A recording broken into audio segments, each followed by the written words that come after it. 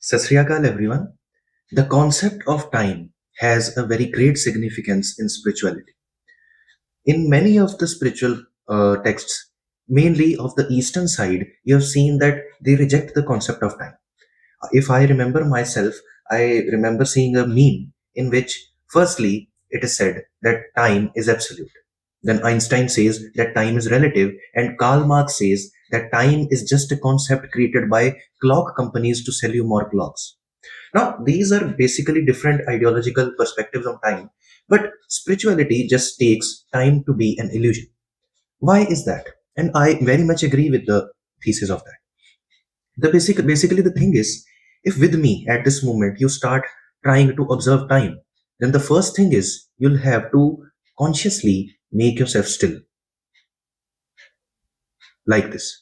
If you get totally still, you can then observe by something which is moving, something which is moving backwards. That thing, well, you mean, I mean to say that when you move forward, relatively some things feel like they are coming backward. When you are still, you feel something is going backwards. Try observing with me. You'll understand it what I'm saying.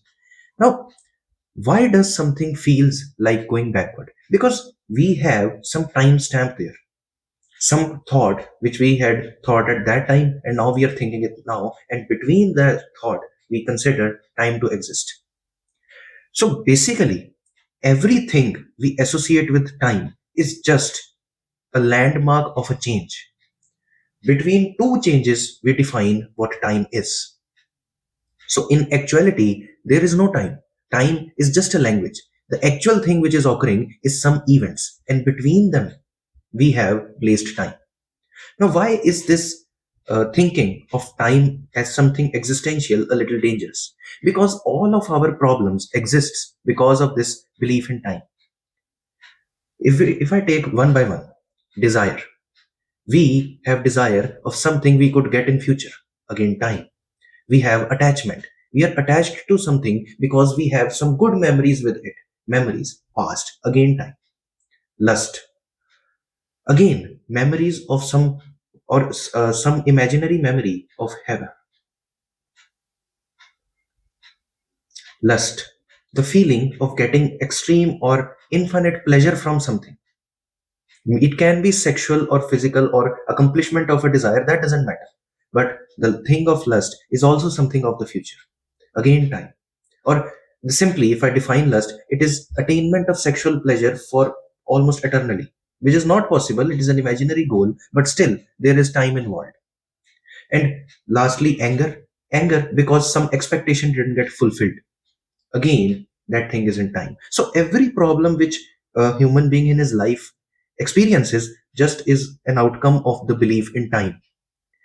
I just completed the book Siddhartha. I would be putting out a review of it in some time. In that there is a very good parallel to this concept of time.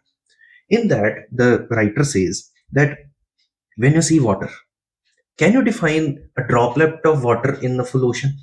You can't do it separately. The writer tries to explain that time is like that only. It is present at an whole. Inside me, all of my feelings, all of my experiences, all of my memories, all of my desires, they exist as a compilation. And at this very moment, I can decide that what I want to be. I want to be angry, I want to be lustful, I want to be full of desire, I want to be full of passion, I want to be enlightened even. All of these things exist in me at this very moment. It is also only just my state of mind which is preventing me to attain it. And that is this explanation of spirituality. This thing of times, which gives us assurance that a future exists and everything important can be done in future. So we can sacrifice our past for little distractions so that we can enjoy them now, is the basic reason why we suffer, why we experience suffering.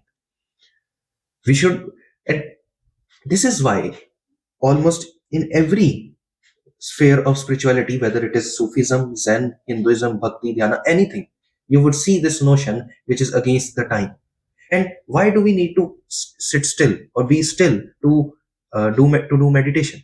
The basic reason is to understand that whatever which is going forward, backward in our experience, it is not something time. It is just different changes taking place, and we are placing a concept of time between them.